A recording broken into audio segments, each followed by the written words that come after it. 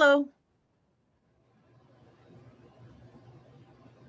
Welcome to the 2019 membership meeting, as well as our NAHJ board meeting. Thank you so much for making the time to be here with us today. I can't wait to tell you, I'm so excited about the news I have to share, because I really want to extend a very warm welcome to all of our new members. Colegas, we have reached yet another milestone in the history of our organization. We have surpassed 4,000 members. That is an all-time high. We are at 4,340 members to be exact. Last August, we were at 3,000. We finished 2020 at about 3,200. So yeah, this is phenomenal growth. We have grown by over 1,000 members. And of course, this didn't happen by accident. It was a true big team effort led by staff, board members, and NHJ volunteers. And it began with a concerted campaign that we launched on June 17th. That's when we began our NHJ 4000 effort. And boy, did you respond. That campaign alone led to more than 700 enrollments and new members. A huge thanks to former board member Robert Hernandez, who led our membership drive with heavy support from member and conference organizer Ileana Limon Romero, and of course staff members Yunuen Bonaparte as well. And let's not forget all of those who donated to a fund that Roberto started to help pay for new members. Your response was simply amazing. And that was just one of several targeted membership drives we did. Board member Jessica Redes, for example, helped lead a drive for academic members. We even had a drive targeting New Jersey members, among others. So I'd really like to thank the staff. I already mentioned Yunuen, as well as Yaneth Guillen-Diaz and Leslie Ann Frank for all of their hard work. And of course, our Director of Communications, B.A. Snyder, for spreading the message across social media. But that's not all. I think there are other factors contributing to our phenomenal growth and the momentum that we've been gaining. For the first time ever, we required all sponsors and partners to also register as a member, in addition to being a conference registrant. And we thought that that was critical, that sponsors aren't just showing up once a year, but staying engaged both at local and national levels year round. And I also think that there is a general climate politically and across our industry, a deepened need to mobilize as a community, plus a heightened self-awareness for anyone and everyone to support our mission and to raise standards and ethics in newsrooms.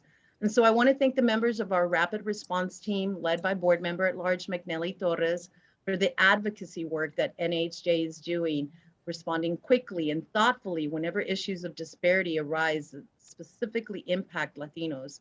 We are working hard to advocate for you and to amplify your voices. And lastly, we picked up 10 new lifetime members. So welcome, all of you, so very much to celebrate today, and congratulations to you for joining NHJ and strengthening our cause. As usual, I think this is the second time that I now done this. I skip ahead because I'm so excited, and we didn't do our roll call. So let's go back to our roll call. Can you help us with that, Blanca? Yes, thank you. And it's okay because today's a little different. So I'll start with the roll call. It's Nora Lopez. Presente.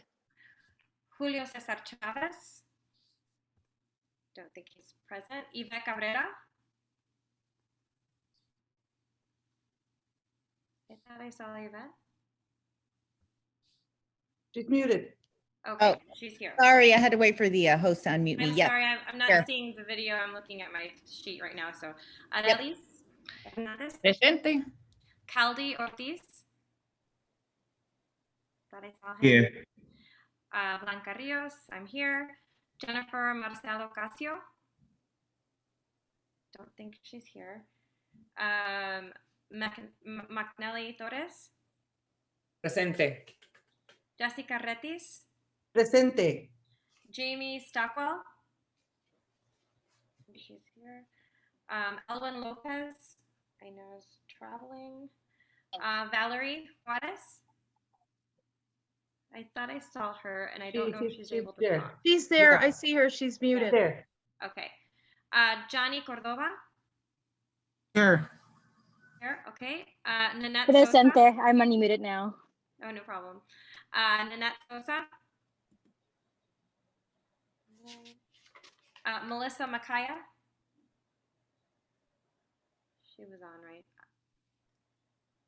Melissa's here, right? I'm sorry, I'm not looking at the camera. Christy Fajardo. Yes, Melissa's here. Right. And I know Christy's not here. And then Luis Joel.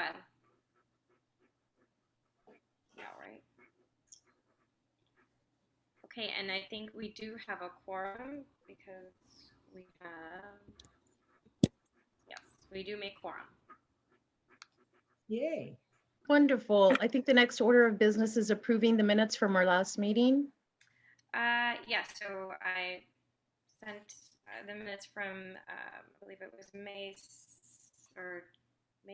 June, sorry, from June. Can I make a motion to approve the minutes from the last meeting? I'll make a motion to approve the minutes. I'll second. Seconded? Arelis. Arelis.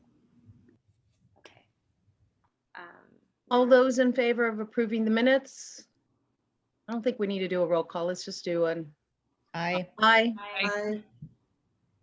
Any opposition? Minutes are approved unanimously. Thank you. So next up is my report on things that are going on. We've, as most of you know, members, our longtime executive director, Alberto Mendoza, left us. So we are in the hunt for a new ED.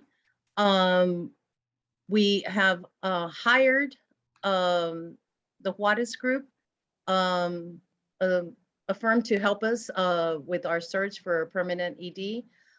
We're so grateful for Zita Rocha for stepping in to help us through our signature conference week and for the next couple of months.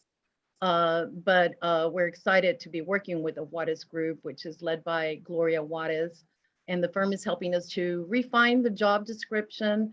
And over the last couple of weeks, her team have been talking to board members, to staff, to former board members, and even a few random engaged members to ask about their thoughts on what kind of leader NHJ needs. And of course, given the spectacular growth that we have experienced, we really need an ED who can help us take that big giant leap forward. So it really needs to be someone with strong fundraising skills and grant writing prowess. The job itself will be posted in the next week or so. Once the Juarez Group identifies a handful of strong candidates, a board committee will interview them and narrow it down to a couple of finalists whom they will recommend to the full board for a final decision. We're really hoping to have this done within the next 2 months. Honestly, there's no guidance in our bylaws as to how we go about selecting an ED. So different boards have done it differently, but this board felt it was important that we hire someone to help us find the right person to take us into the future.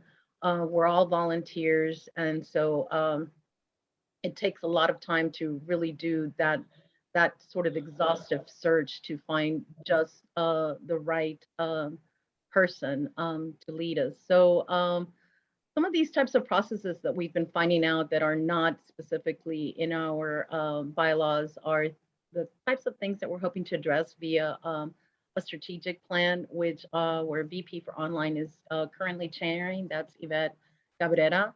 She'll tell you more about that effort a little later. It's actually one of several committees that we are working on to address the many challenges that our members face, such as the task force led by Nelly to increase the number of Latinx journalists in projects and investigative teams.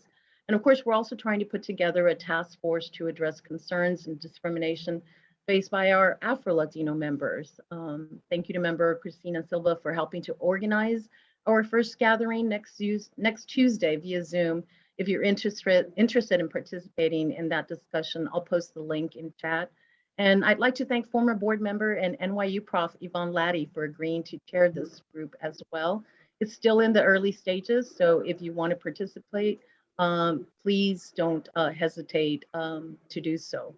And that's about it for my update, other than this tremendous news about our explosion in growth. Again, thank you for being here today. What you do matters. What we do collectively can make a huge impact. So let's move on to our next item on our agenda. Yvette? Thanks, Nora. I'm going to talk about two items. The first one is the strategic vision, and the second is the rapid response. And I'll tackle strategic vision first.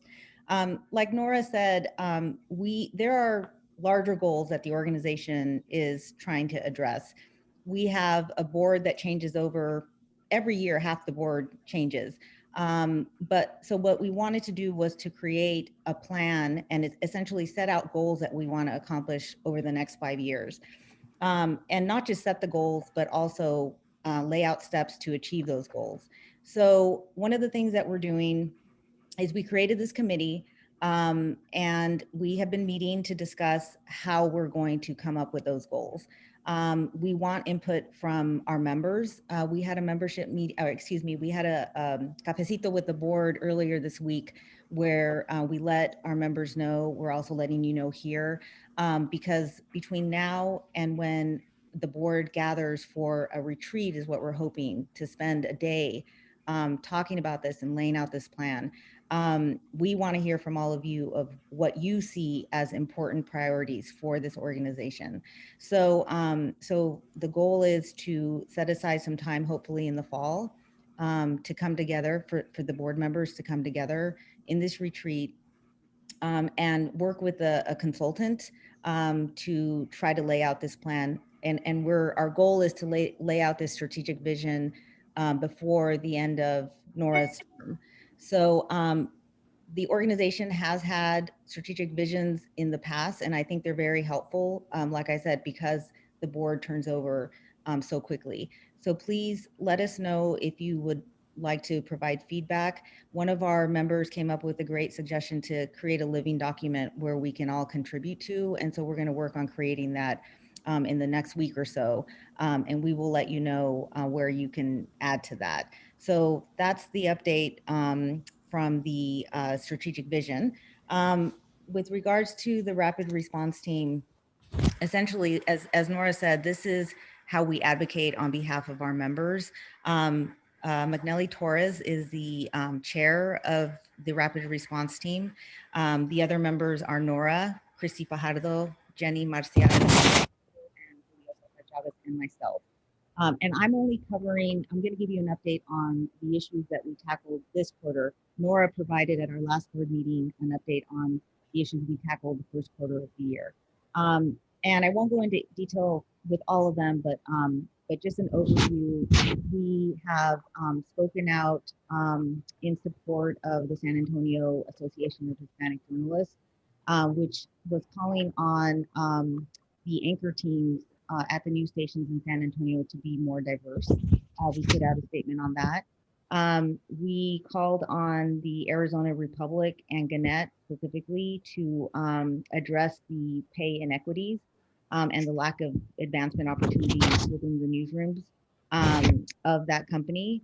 We spoke out on behalf of journalists who were being attacked in Nicaragua in defense of them. We also spoke up recently about the lack of diversity as part of a fellowship cohort that the Arizona State University announced recently. And this is a group of fellows who will be reporting on COVID's impacts. And we felt when they announced and shared the fellows, we felt that they were not diverse enough. We did not see any Latinos amongst the group of fellows that were going to be reporting on this issue, this COVID-19 impact that has affected so many Latinos across the country. So we spoke out on behalf of that. We also spoke out on behalf of a reporter from Arizona, from Univision, Leon Felipe Gonzalez Cortez, who was arrested in the process of reporting a story, had his phone taken away. This happened earlier this year, but his court case is being heard this month. And so we issued a statement on that. Lastly, and I know it's a lot, but lastly, we were concerned with the attacks of journalists in California and the Los Angeles region specifically, but this has happened across the state and across the country. We met with law enforcement officials from the LAPD. This is members of the rapid response team. We learned that other news journalism organizations were also concerned with this issue, and we ended up forming a coalition to try to address this more broadly.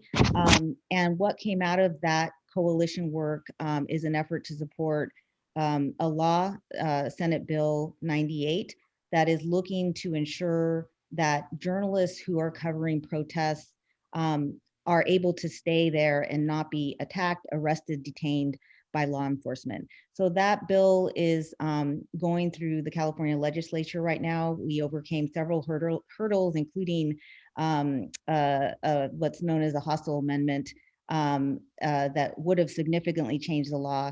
Fortunately, because of the pressure from the coalition and our work on that, that amendment was removed. So right now it has to go through several more committees, and then hopefully will be presented to the governor. And if it passes, it will ensure that that journalists are able to remain in those areas when protests occur and not get arrested by law enforcement. So that's it. If you feel that there are issues happening in your regions, you can contact either the rapid response team, your regional rep, also our staff.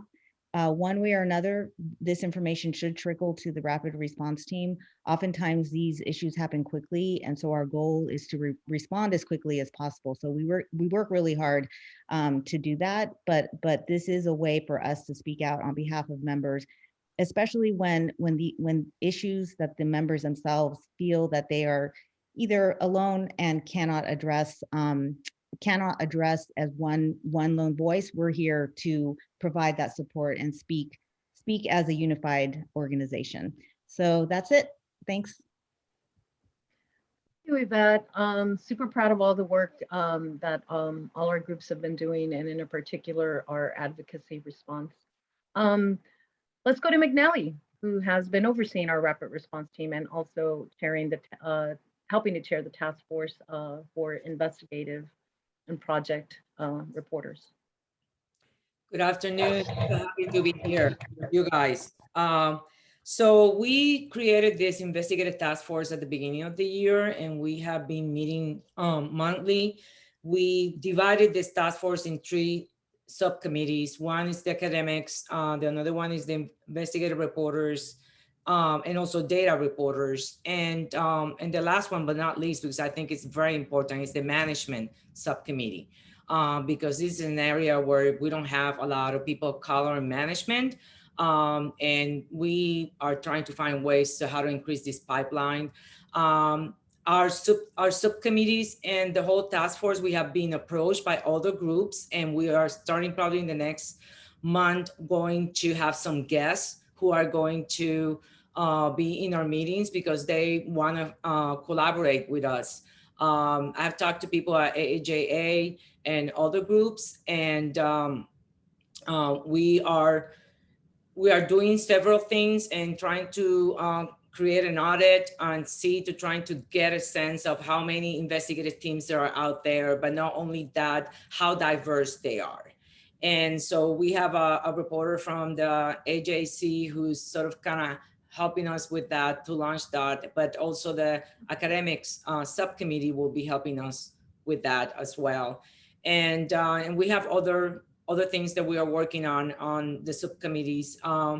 And I keep inviting people. I mean, I'm meeting people, even IRE, there are NHA members, and I have just continued. You want to get involved, please contact me. I am very available at Watchdog Diva. I also posted my email on the chat.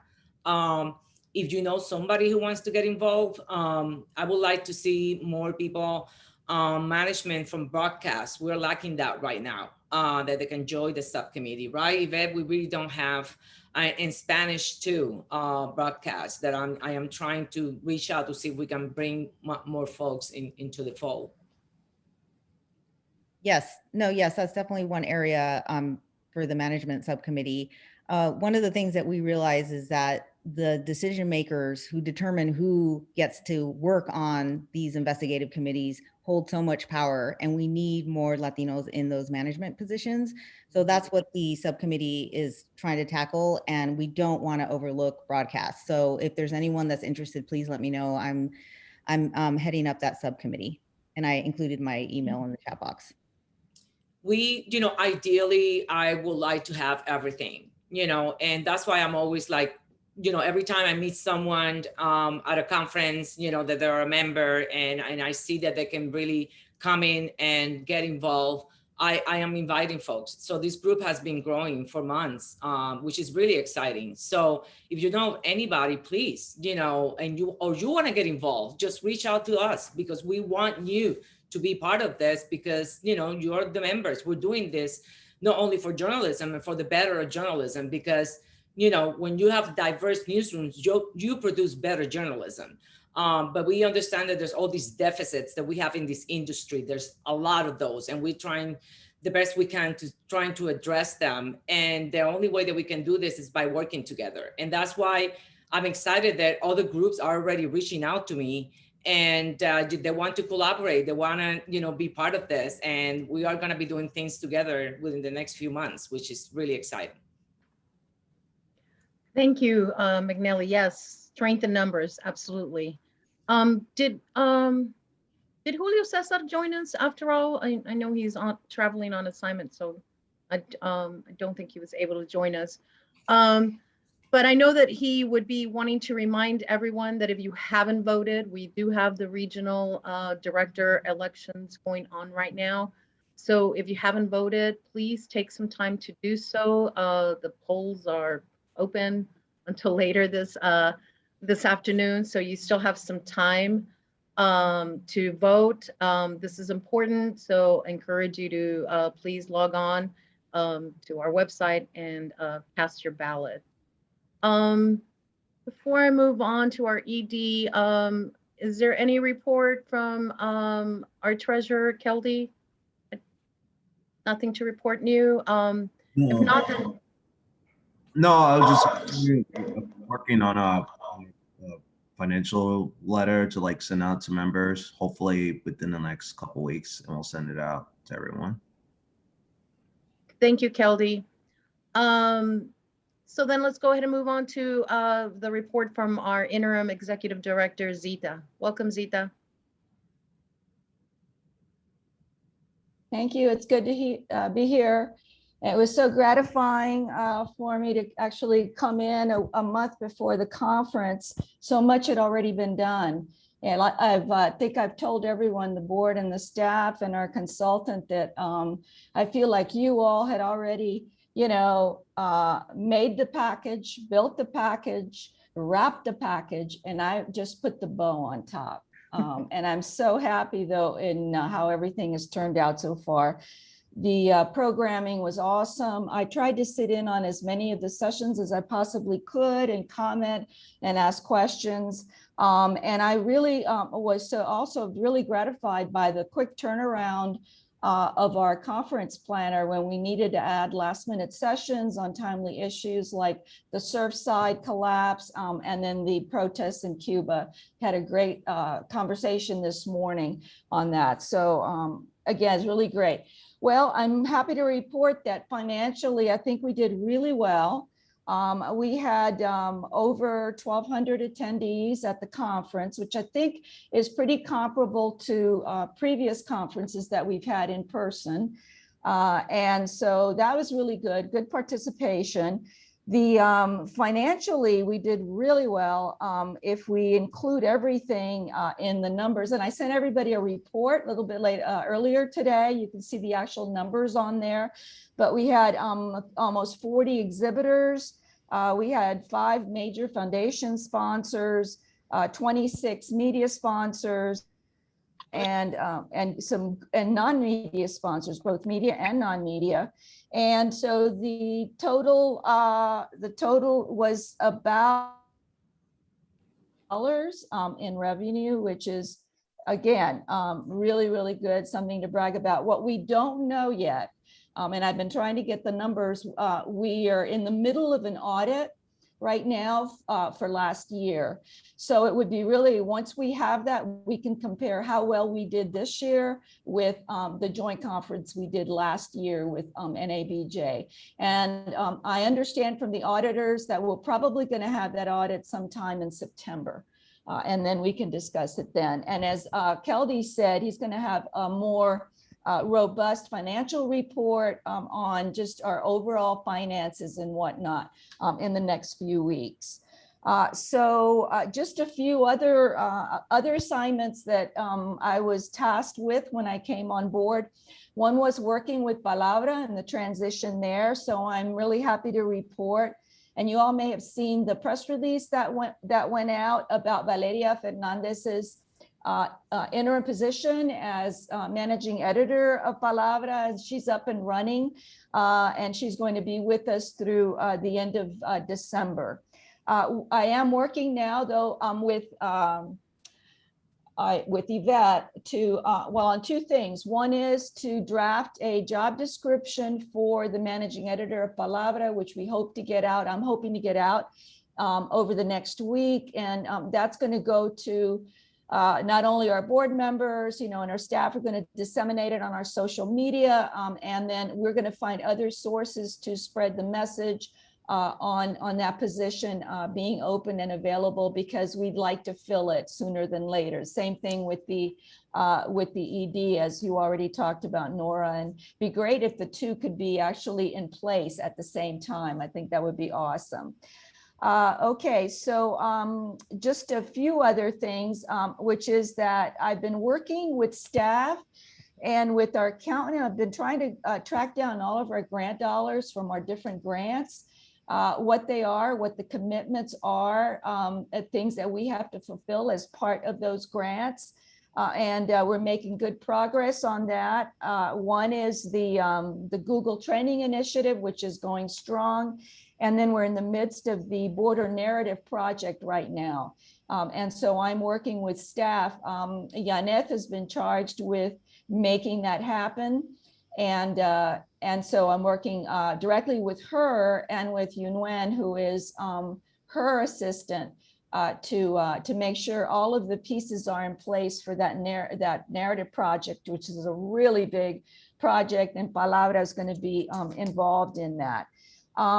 Just FYI, Yvette has agreed to be with us now on contract.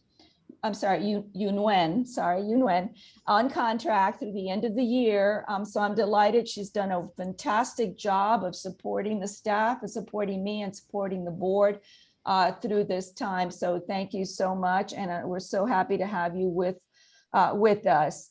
I am here and will be assisting the board with the planning for the strategic planning initiative and with the upcoming board meeting that we're going to be having.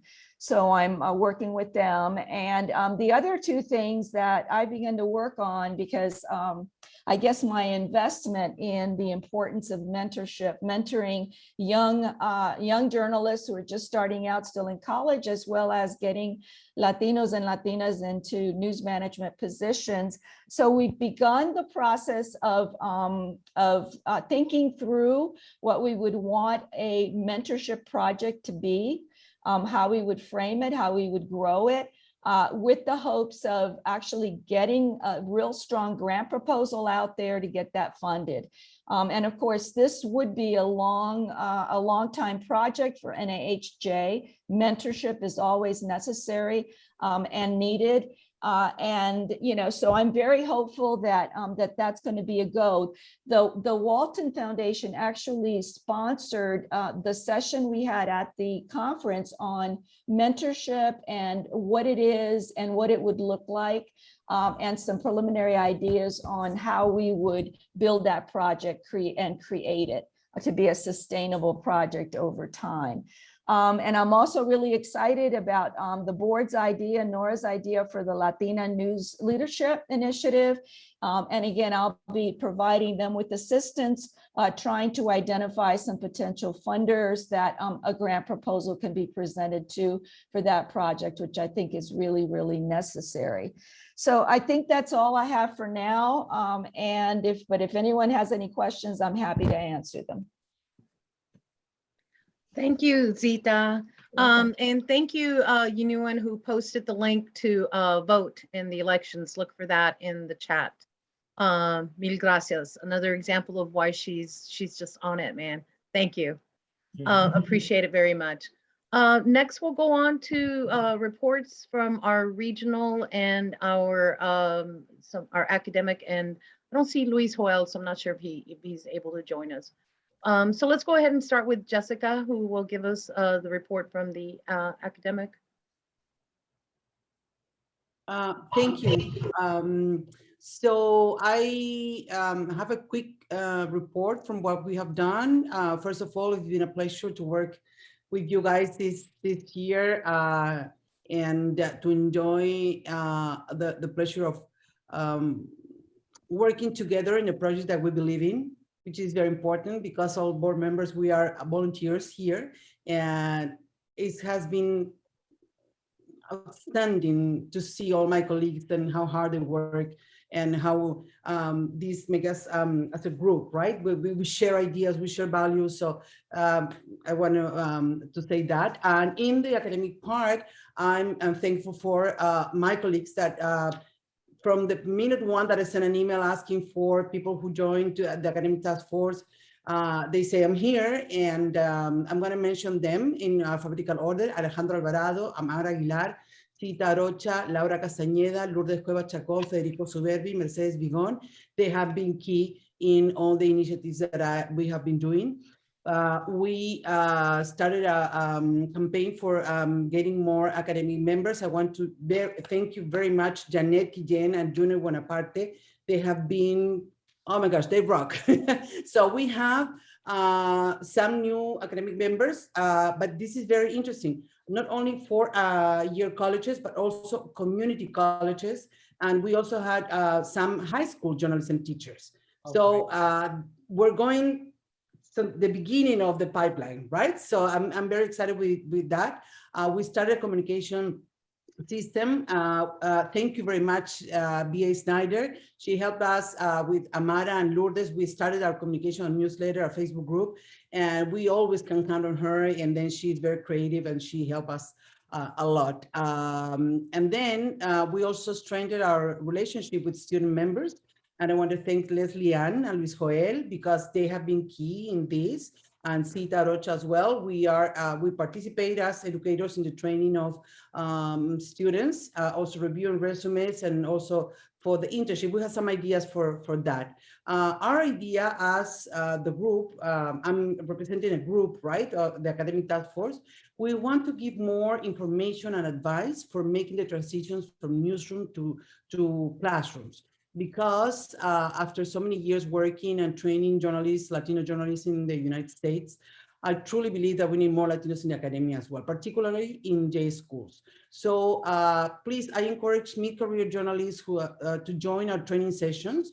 They are intended for academics, but if you're thinking on the possibility of maybe next year or 2 years from now, or along the way, if you're thinking on maybe I can become an adjunct or an instructor, please join us. We want to work with you as well. Take into account that most of us have been journalists before becoming journalism educators, of course, right? So our training and workshops are dedicated to strategies for teaching journalism, incorporating new technologies in the classroom, and also coping with teaching during stressful momentums like the pandemic, right? We have a couple of ideas. We want to map Latinx in J schools, not only faculty and students, but also in the faculty part, the ranks.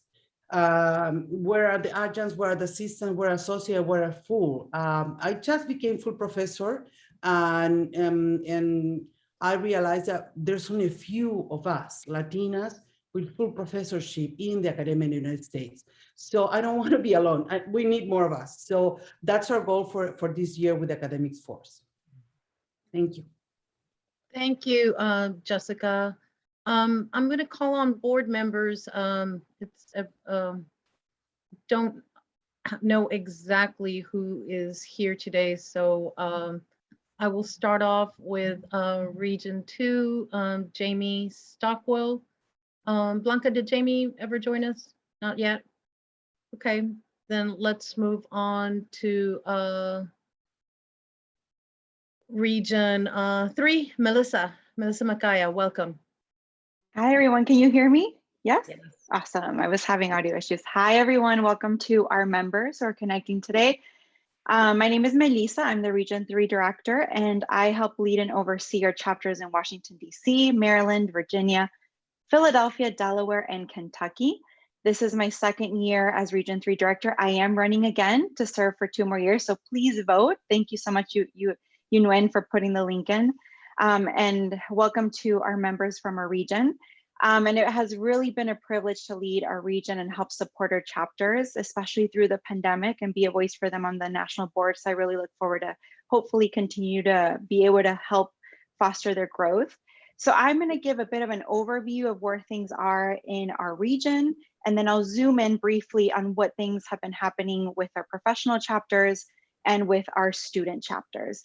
So we have 2 professional chapters currently in the region, Washington, D.C. and in Philadelphia, and we have 3 student chapters in the region, 2 of which are in D.C. at American University, University of Maryland, and then our latest student chapter, which is in Virginia Tech. A big shout out to Brian Zapata, who's been spearheading that effort. It's our first chapter ever in Virginia Tech, and that became official in April. And he's been doing an incredible job. I'll fill you in a little bit more on that later in my report. Currently, we have more than 400 official members in our region. The exact number is 418 members. Thank you so much to Yanith for getting that number to us last night for this report. And we really are pushing to continue to grow those numbers throughout, especially in our big cities of Washington, D.C. and in Philly. And I'm really proud of our chapters this year, despite the COVID pandemic, despite having to postpone events. They really have gotten creative in ways that they can uplift our members and our chapters, and doing some really creative virtual events that I'll talk about briefly. So kicking us off in the report with DC, we currently have nearly 200 members in the DC area chapter who are official members. They've been really busy in the last couple of months. They've been holding active chapter board meetings. They've had their chapter elections that they're holding this summer. They did have to postpone the journalism job fair this spring. This is their big event of every year that they do with other groups as well as NABJ, but they still are planning to do one the next year. So that's really exciting. Their finances are in good standing. They continue to grow and reestablish their relationship with the White House, the Supreme Court, and Congress. Obviously, really important that we as NHJ and our DC chapter have a presence in these spaces, that we speak up in these spaces and advocate for ourselves. So that's something the DC chapter has been very active throughout, and they're really looking, especially as things start to reopen again, to make sure that we're hosting those meetings again in those spaces at the White House like we did in prior administrations. The DC chapter has also continued their Charlie Erickson supplement for interns. This is in honor of our very loved former DC chapter member, Charlie Erickson. And this is a supplement that's given 4 times a year. And it's meant to help those young students that are coming to DC to intern with expenses. And they're also paired with a mentor. As you all know, DC is very expensive, but it's a really great city for people to get their start in their careers. So this is a scholarship that helps support the students when they come to DC. So they've continued to do that. In terms of events that are coming up in the DC area, they're having their big fundraiser Noche de Periodistas on Saturday, July 30th. That is going to be in person. This is where they raise funds for that supplement scholarship that I just mentioned prior. I really encourage you all, if you live in the region, if you are in DC, please join us. If you want to donate to this fundraiser, please get in contact with me. We're always looking for new supporters, and it's a really fun event for people to get together. This upcoming Monday, they're doing a membership meeting with Senator Chris Van Hollen. again, in their continued push to really get those presences and hold our leaders accountable. So that's going to be happening on Monday. So that's it on the DC chapter for now. Moving on to our Philly chapter, which only started in January of 2020, and they've really hit the ground running. They've been doing incredible work. And they now have a new president, Miguel Martinez Valle. They have about 47 members listed officially in Philly, and they continue to grow and build their partnerships. They have a very active board. They had their first in-person event of the last year just this month.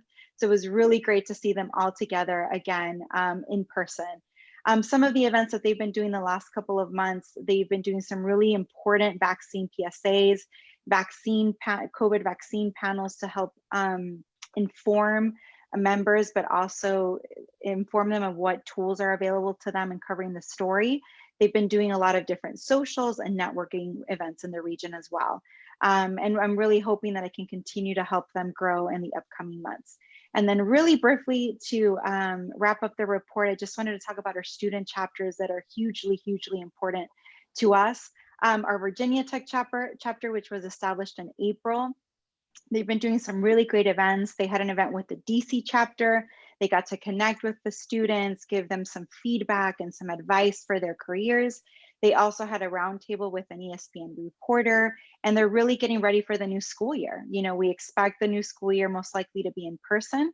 So the students are really excited to connect with the students on campus, especially with engineering students on campus who may be interested in covering science, because that is a big, big focus in Virginia Tech. And I know is a passion of Brian Zapata, who leads that chapter. And then we have two chapters in the DC area, one at American University. They have about 50 active students there. They've been a little less active in this year of COVID. So we're looking very much to kind of get connected with them again. The DC chapter actually created a committee called the Student Outreach Committee. And Priscilla Alvarez actually helps lead that committee, and they are looking to connect with the chapters at American University, as well as the University of Maryland, which also is quite active in the region. And then lastly, in terms of goals for our region moving forward, we are looking to possibly establish a chapter in Baltimore. That is something that we've been wanting to do for quite some time now. I'm really hoping that this year can be our year to make that happen. So that is a goal for us, a really great and important Latino journalism community in that city, and it would be wonderful to be able to get a chapter there. We want to make sure that we're supporting our student chapters and starting new chapters in cities like Philly that doesn't have one yet. So we're hoping that that can happen this year too. We really want to make sure that we remind our members whose membership has lapsed to renew it. I think something we learned this year in the pandemic, unfortunately, is that, you know, a lot of people forget to renew it. So we're really looking to push that this next year. And then another thing, as it's been mentioned a lot by our board members today, is management is so, so important. And in a city like DC, where there's so many important decisions that are being made in the storytelling space and in the news space through the Washington Journalism Job Fair and other spaces, we really want to make sure that we are helping support Latino journalists to get into those management bureau chief roles, managing editor roles, and really be able to be a voice for us at the nation's capital. And then lastly, of course, continue to serve, you know, with you, Nora, and others on the board as a bridge with the administration in DC to see what we can do with the Biden administration, with the Supreme Court and Congress, so that we can continue our presence in the Capitol.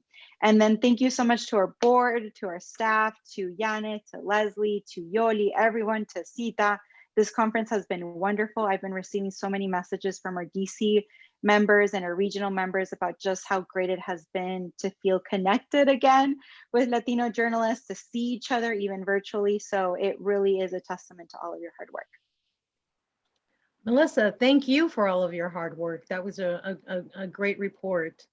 I know that our Region 4 Director Elwin Lopez and Region 5 Director Nanette Sosa are not with us today. In fact, both of them are transitioning off the board. And since nobody else raised their hand to run for those two seats, the board will be filling those. So Elwin, Region 4, represented Alabama, Florida, Georgia, Mississippi, North Carolina, South Carolina, and Tennessee. So if you live in one of those states and you're interested in joining the board, please, please reach out to me. We'll be needing to fill these positions as quickly as possible, including Region 5, which is Texas, Oklahoma, Arkansas, and Louisiana. I know Valerie was in and out. Is Valerie still with us, Region 6 Director?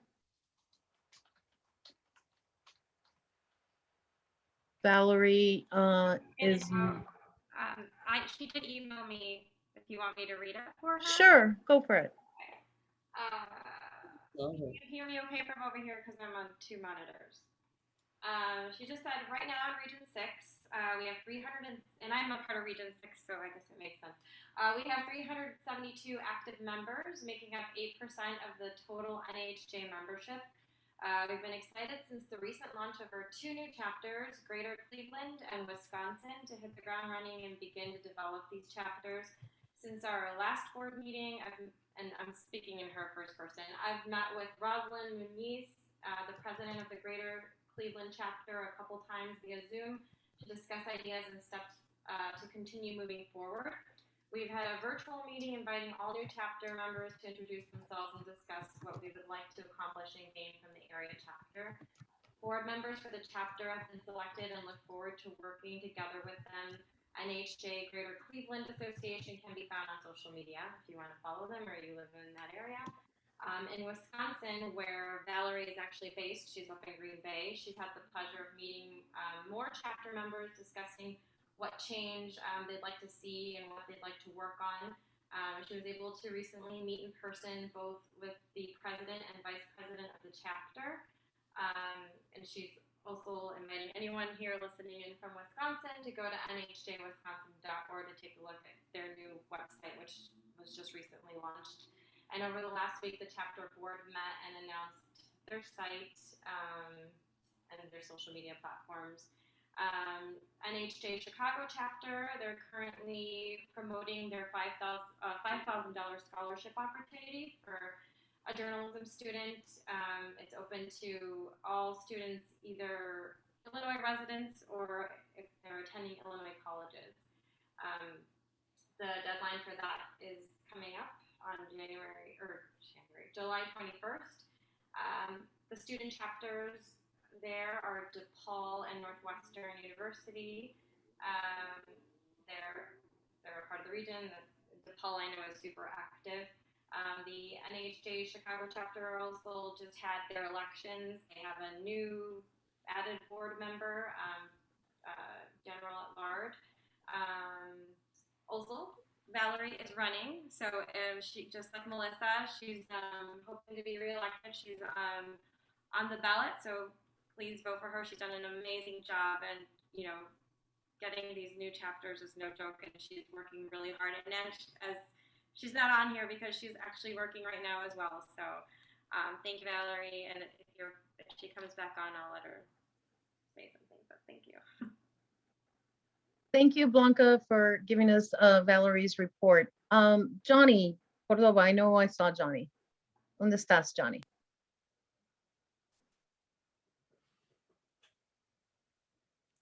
I think maybe we lost Johnny.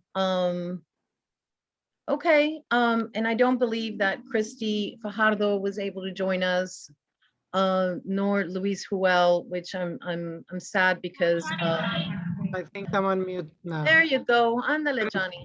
I couldn't unmute myself. Go for it. Okay, so let's see. Okay, well, no video. It just says that I can unmute myself. But thank you, everybody, for the excellent reports. I want to start also by thanking Janet and Juno, who have always been available at any time that I email or send something. They always respond right away, and they are always very supportive.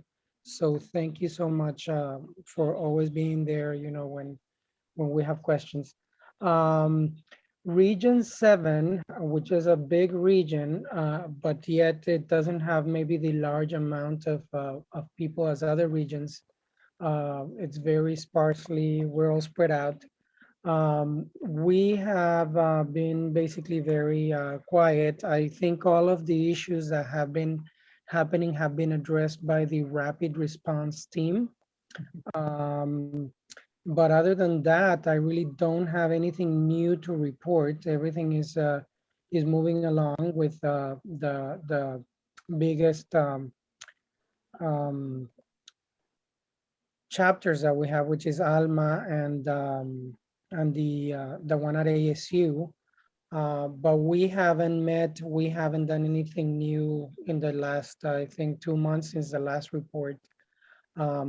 But other than that, everything is moving along well. I've also heard good things about the convention. We, at least on my end, have been very, very busy. And right now, with the suns and the monsoon and everything that's happening. So I think a lot of the journalists are kind of in the same boat, where everybody's been also very active and very busy, especially in the area of Phoenix. So that is really my report for right now. I'm looking forward to working with you, hopefully in the year to come, or the next 2 years. I'm also running up for a board member for this region. And I would encourage everybody to go out and vote. Today is the last day. And if I do transition to somebody else, I'm here to support that person as well. And that's it for me. Thank you, Johnny. Appreciate your work on the board. I had started to say that I don't believe Christy Fajardo is with us today. Christy represents Region 8, Alaska, California, Hawaii, Idaho, Oregon, and Washington. She's been a big member of the rapid response team and also helped coordinate with Yvette, part of that coalition in California to address the problems with police there. And I'm sorry that Luis Joel Mendez Gonzalez could not join us. He's the NHJ student rep. And let me just tell you, he has been on fire, that young man. He has just proven to us time and again that our future is secure with young journalists like him, who are just so smart, so thoughtful, so talented. And he was super engaged with his constituents and put together a lot of different events to get the students gathered. And I know that Leslie Ann asked if she could speak a little bit about him. So go ahead, Leslie Ann. If someone can unmute Leslie Ann, she probably needs help unmuting. Well, thank you, Nora. Yes, I've been so blessed to be able to work with so many great student representatives. In fact, Angelico, my prior student representative, is on this call. Luis Joel is currently at the SPJ Student Leadership Institute, which is why he can't be here with us at the end of this week. But yes, I'd like to also say that he pushed us a lot this year and got a lot done. He created a student committee to give feedback to the board and was always interested in creating programming for the students. Even up to the last minute of the conference when I was like, no, we can't compete with conference. You kind of have to pull back now, but a whole lot of energy. And he, like Angelica, like Tomas, like Daniela Ibarra, so many of our student board representatives have gone on and are doing amazing things. So I'm encouraged about who will be in the position next, looking forward to more that we can do for students with NAHJ. And thank you so much, Luis Joel. I wish you were here to hear all this love. You'll have to listen to the recording. Yes. Mil gracias, Luis Joel. I think that wraps up the regional reports, and because I don't want to leave anybody out, Arelis, anything to report from our VP for print? Yeah, no, there's been a lot of behind the scenes work that has been going on as of late, which is why you haven't heard much from me at all. I have my finger dipped in a lot of different areas right now. But a lot of that will move off my plate shortly. So I'm looking forward to resurrecting bylaws and membership and contemplating, and would love feedback on the idea of morphing those two committees together to help us put together the policy guidebook. This is something that I've talked about repeatedly and ad nauseum, and I will continue to talk about it. The bylaws are very difficult to change, as we learned last year, and I'm looking to entertain ideas on how we can restructure NAHJ in our image in a way that is practical, but also sets an example for future boards. And one of the things that we realize is that there aren't really great definitions or job descriptions for every position on the board. And there are situations that have erupted in this last year on the national board where we did not have guidance, where we were in sort of a zone without precedent. And so what we'd like to do is eliminate that for future boards, and to create a policy guidebook that will help future boards when they confront these situations, and as to what the best practices are, some ideas on how to deal with various situations that erupt with budgets, with auditing, with now that we're learning how to do this executive director search as well, that we think would be helpful and fruitful for future leadership on this board. So if you are interested, I'm looking to start that up in the fall. I am, like many of you, suffering from a severe amount of burnout. So I will not be beginning that until the fall, but then at that point we will be coinciding with what we hope to be a board retreat, and the timing should be spectacular. So please reach out to me for the bylaws and membership committee, which I hope also to conduct a needs assessment at that point to have it ready for the board committee, for the board retreat in October. Thank you very much. Thank you so much. We now move on to old business, but I don't think we have anything pending. Fellow board members, colegas, anything pending in old business that's not coming to mind? I think we went over pretty much everything. Any new business to bring up at this point? Okay, if there's no new business, then we will open it up to our members who have been waiting patiently to talk to us and tell us their thoughts. Before we jump into that, though, I do want to thank Yoli Martinez, who has been a tremendous force of one. That woman is amazing. She has been, she's the conference chair and done an absolute job with a lot of support and a lot of help from other folks, of course. But a big shout out to Yoli Martinez for helping us put together a successful conference yet again. Now let's move on. If any of our members want to talk to us, I think, can we just unmute them, staff? Is that possible? Yes, everybody to unmute themselves and turn on the camera if they'd like to. Okay. Should you put your name maybe in the chat? Yeah, put your name in the chat, raise your hand if you'd like us to call on you, and we can unmute you, and you can put on the video if you want. Or if you just want to speak, Marilyn Garateix. Hi, can you hear me? Yes. Okay, hi you guys. First of all, congratulations. I already told everybody there, congratulations to Nora and the board. You guys have really made a huge strides, I think, you know, in such a short space of time to get the board functioning and focused on the future and the present as well as the future. And I admire and applaud everybody's efforts.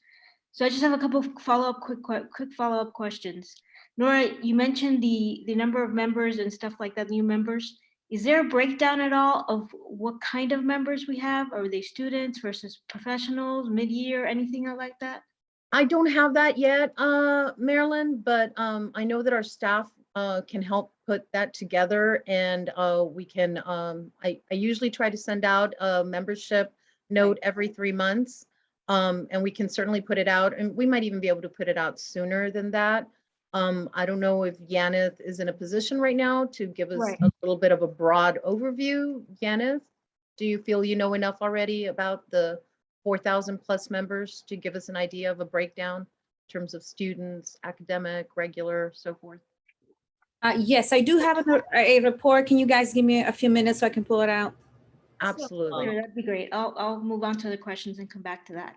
Okay. So since we're talking about membership, one of the concerns I had was Region 1, Puerto Rico. There's no region direct person running for that position, and there's no professional chapter in Puerto Rico. Have we figured out a way to address that issue, or is there any thought about, is there anything that members can do? I mean, could we try to, go after the members that are in Puerto Rico and see if there's anybody that can step up? I'm just concerned that there's no professional chapter there, as far as I can tell. So I think that's an area that we should be really focused on, particularly with, all our members who are from Puerto Rico, and given all their efforts that they've made to, to be part of NHJ. Absolutely, Marilyn. We've individual board members who have colleagues and have ties to Puerto Rico have tried over the last few weeks to recruit some folks to run, and I believe there is one candidate for running a write-in campaign for Region 1. If McNelly or Zita, somebody can remind me the young woman's name. I believe it's a young woman. Well, I believe she's here and serve on the board. Where? Angelica Serrano Roman. Yes, and if I may, I have the numbers in front of me, but I also like to say that she's a writing candidate. Angelica is a super great member. So if anyone here is able to vote for her, do it. We already had a conversation, and there is a plan to establish a new professional chapter in Puerto Rico. I have a prospect leader to lead that group over there. So good news are coming up soon about that. That's great. That's really great to hear. I think that's really impressive.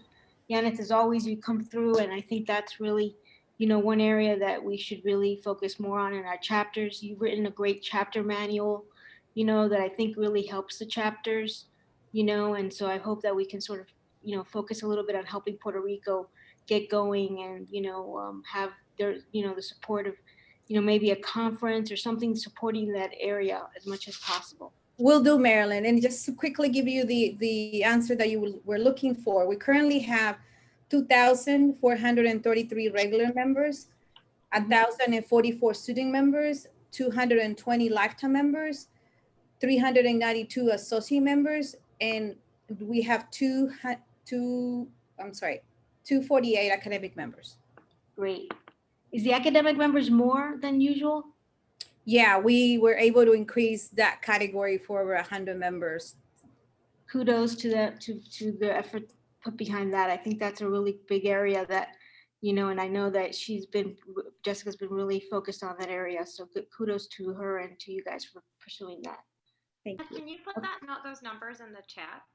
I didn't. Janet, I have the visual if you want me to share my screen. That would be great. Yes. Yeah, I have it up. And this is something that amazing Yaneth, put together last night. So I'll go ahead and just share. That's great. This And is, let me know if you guys can see it. Yes, we can see it. Thank you. Thank you. Thank you for that. And then the other question I had was, McNelly, this one's for you. Is there been thought given to talking to IRE, given that Dee Dee's now the executive director? Any partnerships, anything that we can sort of, work with them on? Yes, we are. That's on the works. Okay. I don't want to announce things that are not put in stone. No. I just want to make sure that we're following up on that. That's awesome. And Marilyn, I am glad that you brought up Puerto Rico because I was born and raised there.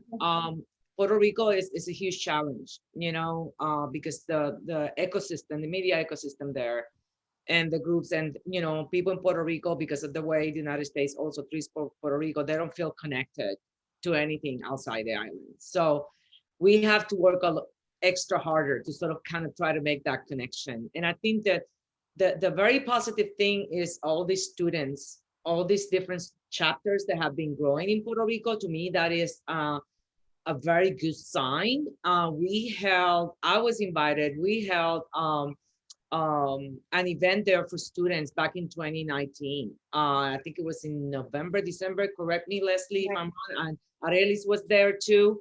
And it was really successful. I mean, we had a huge turnout. I mean, that was just amazing. I was happy because I went to Sagrado Corazon for 2 years before I left the island. So I consider that like my mini alma mater. So it's very challenging. It's not impossible, but I just want you to know that people in Puerto Rico and the journalists there, they just don't, they don't feel a connection from us. Right. And that's my concern, that we just try to figure out a way, and not sort of, leave them, without, and I know it's a challenge and everything else, but I would hate to just, let Puerto Rico go or anything like that, because I think that what we need to do, given the fact that like I have the connections with the Center for Investigative Reporting, Arelis knows them too. And we've done things with them. To me, that is the bridge to reach out, because the center over there, they do a lot of events to raise money, to to celebrate whatever. And I have gone to a lot of those training events over the years. I've been invited to go and train journalists there on data, investigative reporting. And I think that will open the doors for us, an opportunity to sort of kind of expose ourselves more and tell the journalists there that, hey, we are here to to help you, and we want you to be active with our organization. So, and if I may, it makes perfect sense, and not to endorse candidates in any way, but just to speak to the quality of the write-in candidate who is running, is that Angelica is the perfect bridge. A lot of the growth that you've seen in Puerto Rico has been through students reaching out directly for connection, wanting to be engaged with the organization through Leslie Ann. Leslie Ann knows them all personally, and so we could not have a better candidate for Region 1 in Angelica, who checks off all of those boxes and is connected to all of us as well, in making sure that we can strengthen those ties. Yeah, I am hoping that in the future we can do events. Like, let me tell you, the center over there in Puerto Rico, they're doing a lot of projects also with the other islands. They've done projects with journalists in Haiti, in Santo Domingo, in San Croix. And to me, that opened the doors for us to sort of kind of connect with all the people in the Caribbean. Yo soy caribeña, hello. Soy mujer de playa. So, that kind of leads me to my next question. What about awards? It would be great if we could recognize, the people in Puerto Rico and the work that they're doing and stuff like that. Is there a way to do something with that maybe, like you said, connect them back to us, and figure out a way to, because that's what we want as journalists. We want to be recognized, for the hard work we do and stuff like that, and if there's any other way that we can try. We done that in San Antonio. We recognized CPI for their work. I was there. At the time.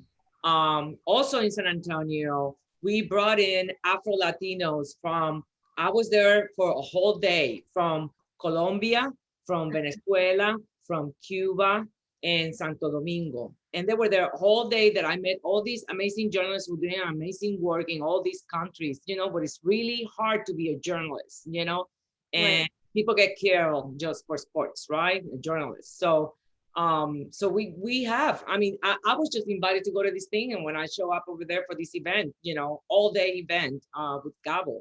So we have recognized CPI. Maybe there's something that we need to discuss, or maybe Nora, for the future. Sorry if I step, sorry, thank you for all the nice words. I just wanted to say that we have to change the narrative of people in Puerto Rico being engaged with NSJ. It's NSJ that needs to be engaged with Puerto Rican members. So that's one of the things that we need to do right now. But yeah, definitely. Good. Thank you, Angelica. Well, so if you're in Region 1, please write in Angelica Serrano's name, because we really want to have Puerto Rico to have a voice on our board and to try to push ahead and yes, engage our colegas there in a more robust and active way. We haven't, I can talk to you a little more later if you want, Marilyn. I don't think that's a bad idea of figuring out a way to specifically recognize the work that's being done there. With the ENIA Awards actually won't be happening until later this fall. So there might be opportunity there. I'll get together with some of the other board members and with Leslie Ann, who helps with the ENIA programs and ENIA Awards, and we'll see if there's a way to create something unique for our colegas in Puerto Rico. Great, thanks. And then one last question is Gannett. Have we followed up with Gannett and sort of figured out, you know, anything that we can do to sort of improve their diversity numbers? I mean, I looked at those I mean, their numbers are just really bad. But they have so many properties that if we can make some impact with Gannett, I think that we would go a long way towards, you know, helping change those numbers. Is anyone following up with that? The advocacy committee, I know, put out, you know, the press release on it. I think it's great, but I just wonder if there was follow-up on some of these things, you know, and who's doing that and what efforts are there. And I told Nora this just so everybody knows. I mean, my former editor just got named the executive editor of the Sarasota Herald Tribune. So, you know, I'm just concerned about trying to make sure that if there's something that we can do with her, that there is an option out there or something like that. Yeah, Marilyn, you know, there was actually an effort by the various journalism organizations to try to band together on this issue, but we've sort of stalled a little bit in recent months. Okay. So yes, we do need to revisit that as well. And in the rapid response team, it's on our radar. We've had conversations on and off about it. So yes, thank you for the reminder that we need to turn our attention back to that and try to take that issue up again with Gannett, because you're right, they have a lot of properties. Okay, and the last thing, I mean, thank you for talking about the bylaws. That was my other last question, was what's happening with the bylaws. I think, like you said, that's super important, you know, and will help sort of, you know, get the organization back on, you know, and sort of figure out a way to get a policy guide and stuff like that. So thank you for talking about that. That's it for me. Thank you. Thank you, Mari, for always being so engaged with NHJ, lifetime member. We appreciate you. Thank you, guys. Anybody, any other members wish to talk to us, ask questions, offer ideas?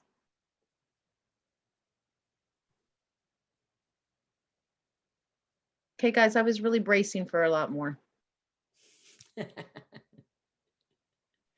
Lou has a question. Lou, there you go, Lou. How is everyone? I'm sorry, I have this cold, so I sound worse than I am. So please don't worry about me. I don't want to show you my face. That's how bad it is. But I wanted to say congratulations. What a great conference. I've had a fabulous time. And I wanted to bring up my topic. And I wanted to ask if for next year we can have a more Latino-oriented space for mental health, for community care, for community support. I really appreciated the experiences that were presented from the different perspectives. But I don't know, I was left wanting something that was more culturally appropriate, algo más de nosotras, de nosotros. So I just wanted to say thank you and just throw my hat in always, and send you all a hug. Gracias, Lou.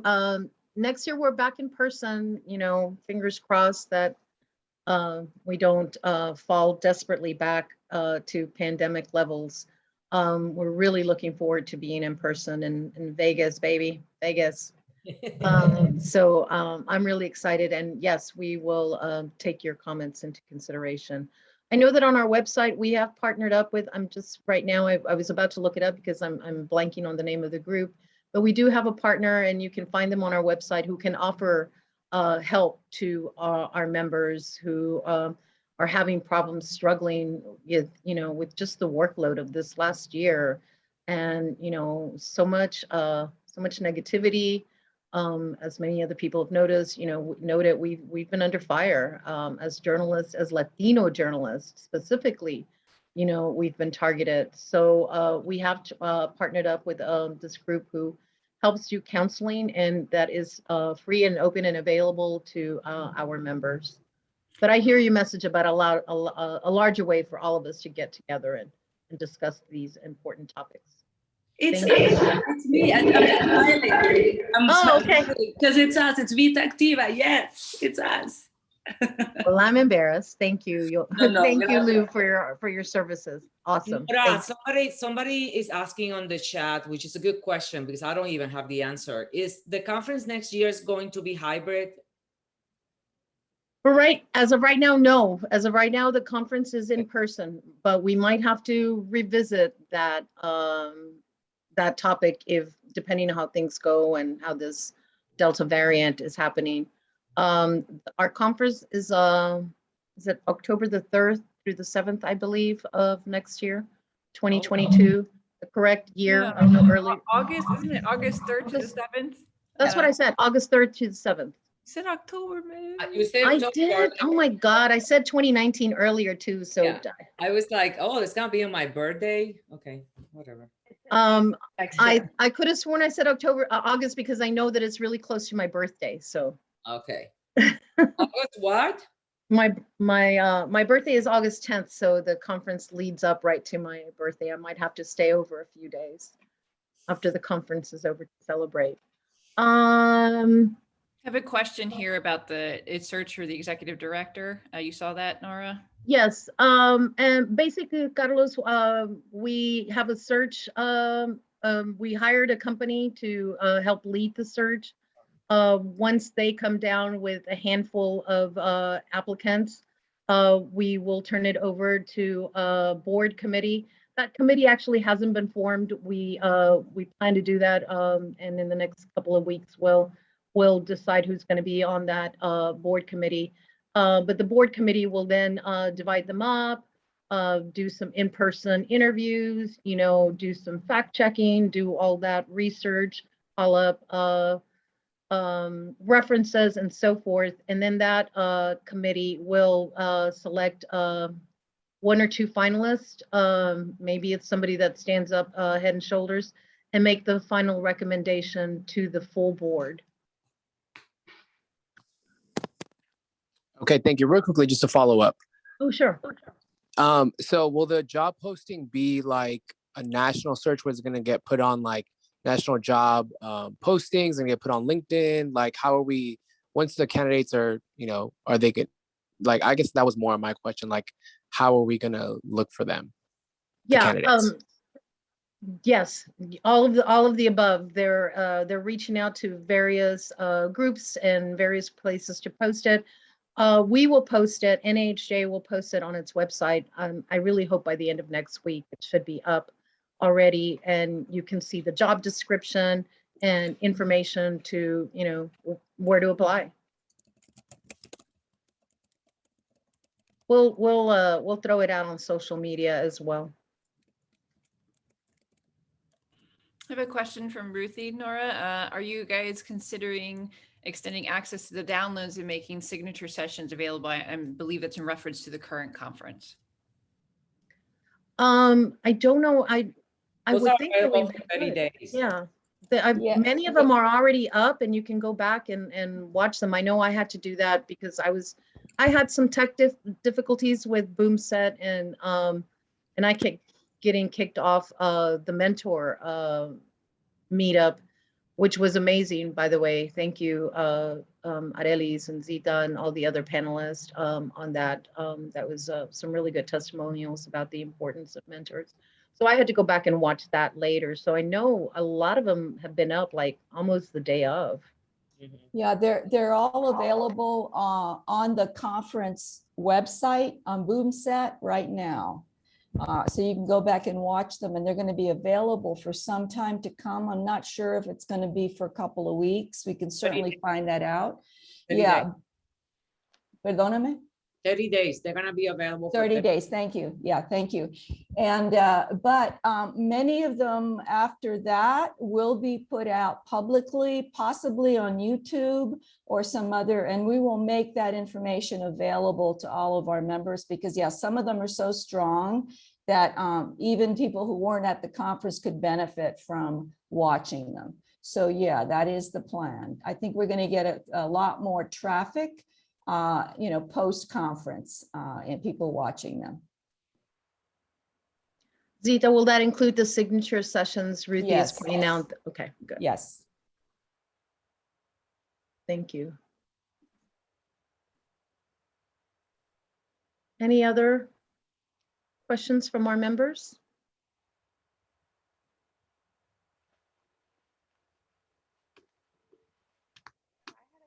That hasn't been raised by our members here, but I've heard from our members in our region and from the conference, because the virtual setting has allowed for so many of our colleagues in Latin America to connect.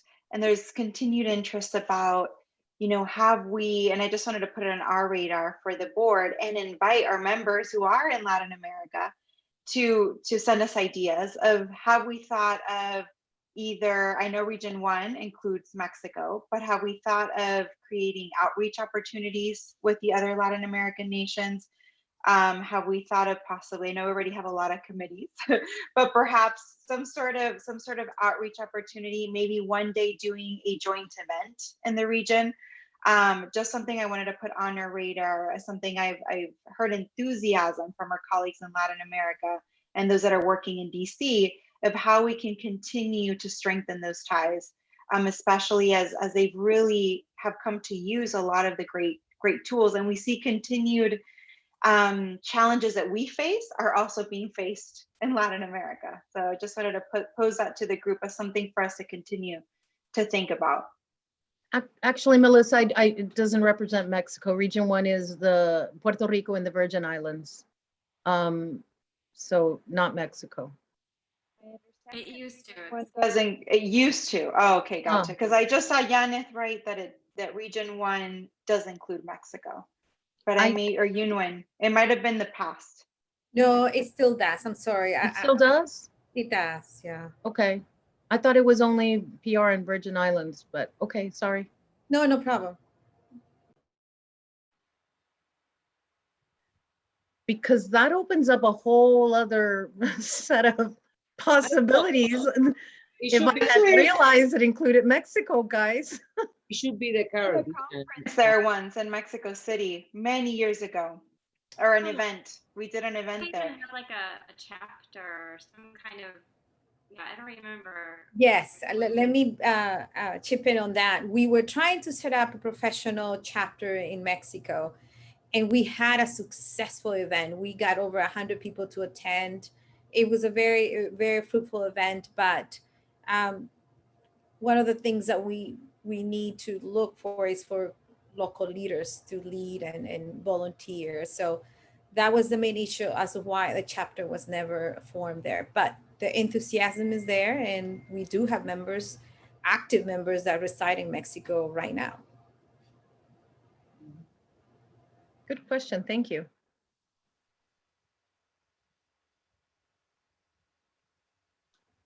Okay, I'm keeping an eye on chat, see if there's anything else that members would like to discuss with us.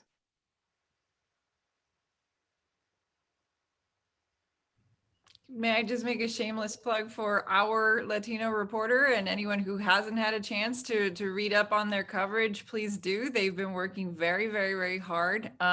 Zita, I'm with you. I'm like students all the way. Leslie Ann, I'm with you. So please take the time. I think I've gotten 18 calls from them this past 2 weeks. So they've been working really, really hard. So if you haven't had a chance, please go read their work as well as their bios. And we are a community, and so if you have time and space in your heart to mentor, I'm sure that there are students who could use some help. So please consider that. Future leaders. They've been amazing. I keep getting calls from them as well, and I've made every effort to return them and to be available, because I'm told that that's not always been the case. That there have been years when the presidents spot them and turn and run away, which is not right.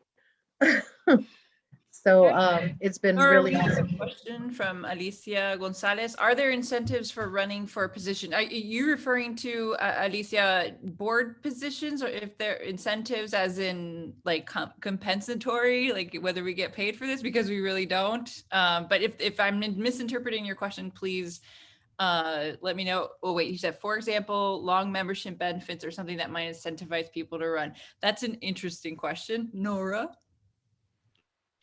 Yeah, that's a very interesting question, and I'd have to think about it a little bit more carefully.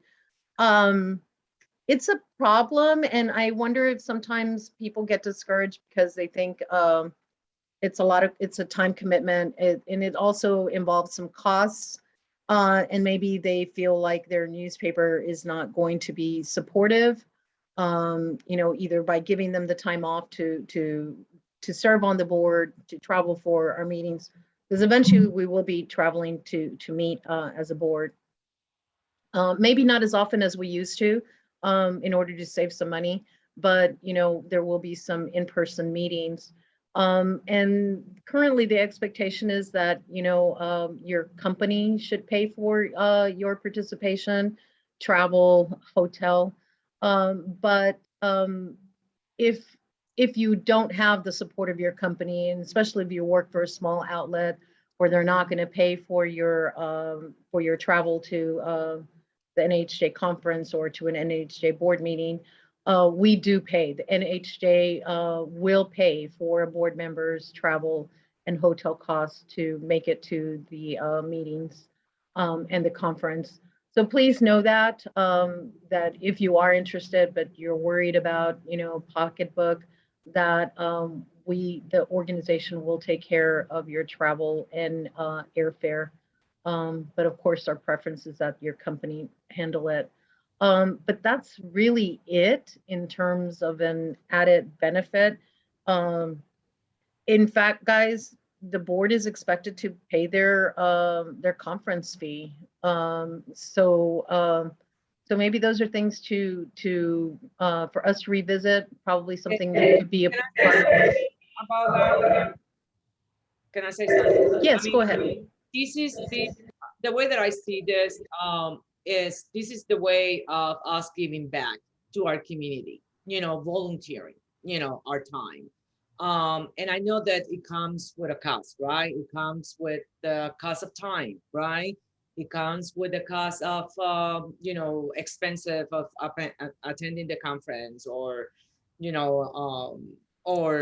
meetings. But the way that I see this, you volunteer to do this, you run, you get, people that supports you, but you are giving back.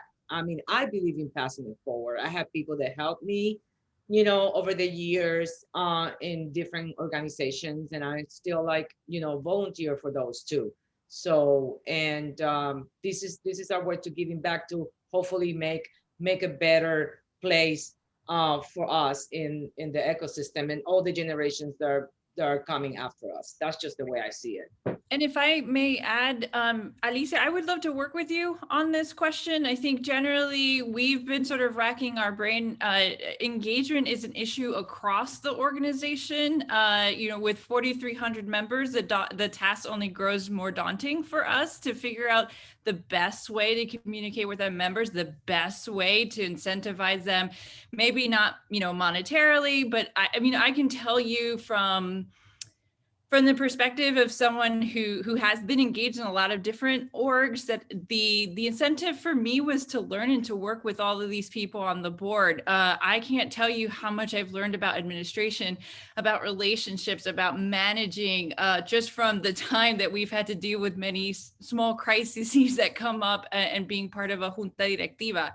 So from my perspective, the learning and the administrative experience that you get from being a part of something like this and looking at how the internal machinery works is invaluable, but I do understand the time commitment. I'm told you before, I'm completely honest, I am super burned out because I do work for 3 different organizations of similar, scope. But I would invite you to join this fall when it starts up in September, the membership/bylaws committee, to think about and strategize for ways that we can build our bench, that we can prepare people for leadership. And thank you for making the sacrifice and running over there in the Bay Area for your chapter. Thank you for what you do. Yes, thank you, because that's what I was going to say, that it really starts at the local level, at the chapter level. That's where we need you to, step in and help those local chapters grow and thrive. And then hopefully from that to make the leap to the national board and to really expand your influence. So if you're not ready for the national board, I encourage you to look at your chapters and see how you can help there. And if there's not a chapter in your area, then reach out to us and let's see how we can make how can we get a chapter going where you are. I believe we need, is it 10 members, Yana, to start a chapter? Is that correct? Yes, and I'm curious about how Mr. Gonzalez is, because if it is the same person I'm thinking of, she's probably already a board member of her local chapter, but we'll see. She said she was Bay Area, right? She ran Yeah. uncontested. Yeah. And I would also like to add, like what Arelis was saying, obviously this is a great learning experience and networking experience. And, starting at the chapter level, you also, it's kind of like molds you to become a better leader, and you're seen in your newsroom, your management. I mean, we hold management and or publications and other stations accountable. So it's kind of like they see you and you're essentially a newsroom leader, even if you're not a newsroom leader, because you're a part of this national organization. And it's just definitely an incentive as far as growth, as personal growth in your career. I'm going to also add here too that one of the things the board has discussed is grooming leaders within NAHJ, because we do understand that, like, at the chapter level, at the local level, a lot of times members get thrown into these positions without training. And so it's tough, and we want to prepare you. And that's the questions that we've been discussing around pipeline doesn't just refer to the pipeline and the need for leaders within newsrooms. It means grooming our members to serve within this organization as well. And so that's been one of the discussions that we've been having over, like, setting policies in place so that we ensure that the pipeline at every level, both local to regional to national for NAHJ, is strong. Because we're in these positions now, but at some point we're going to step out. And we really, really, really need people who understand NAHJ, support NAHJ's mission, and are prepared to lead NAHJ. So that's on us to try to come up with that type of training for the local level. And so we're also discussing that. I agree with everything that's been said. And I think the pipeline really does need to include the students. I met Arelis at a student scholarship banquet years ago. And I served on the DC chapter for 4 years. And I think it's so key for us, and it is on us and on our members to be on the lookout for those leaders. But it really starts from the students, and helping grow them and support them. And clearly to our members' question is maybe we could be clear, of why, because sometimes they do hear, oh, it's so much work, so maybe it means being clear in what the benefits are for growth, for networking, for giving back. So I completely agree with everything that's been said. And now I feel very old talking about when we met. Hi, Leslie Ann, I'm very old. Every now and then I'm like, well, when I last served on the board, which was 20 years ago, pero dándole ganas, because this is important, and I so believe in NAHJ's mission, and I've gained so much from NAHJ. So yeah, pura ganas, porque it's a obra de amor. Any other questions? Any other comments? I just want to add to that idea, because I also started at a local level in New Mexico with the chapter, and I had participated in the conferences. My wife, she used to be in journalism, but she got out. Yeah, I mean, it's always good to have. Sometimes you could be really the person whose name is on the let's say, on the board, but the reality is that we need a lot of support. Like Arelis says, we tend to get burnt out because we're working, we're volunteers. Sometimes we have 2-3 jobs, or we're freelancing, and we always are looking for that support. I usually, when I come across some of the students, and many of them move on to also a job, but I still want them, as they transition out from the university into a job, to still be engaged and not lose that connection with NHJ, because I really see them as the next leaders. And I think that's the hardest part for me. It's always keeping that one-on-one, because I know everybody's busy. I try to send emails, I try to text, but not interfere. So if anybody reaches out to you from NHJ, always know that we have the best interest in doing so, and we want you just to participate, to be engaged, even when you're busy. Think of us, because we are also trying to keep NHJ going, and like everybody else has said, it's it's really for a better place for us as Hispanic journalists, and also to ensure that we have equal footing basically in the industry. I think and I consider myself also an old timer, because I've been in this since 1990 when I graduated at FIU. And I think that it seems much easier now, but we're dealing just with different challenges. But it was much harder back in the 90s when I started to try and get that first job. So just to put it into perspective, just, I would invite anybody who's right now listening, and if you can pass the message along to your friends who are also journalists, we want you guys to be engaged, and it's a two-way street. We can reach out, but you can reach to us too, and we'll try our best to respond and to act on your behalf. So that's what I wanted to say. Thank you, Johnny. Okay, if there's no more questions, then we're probably going to wrap it up in the next few minutes.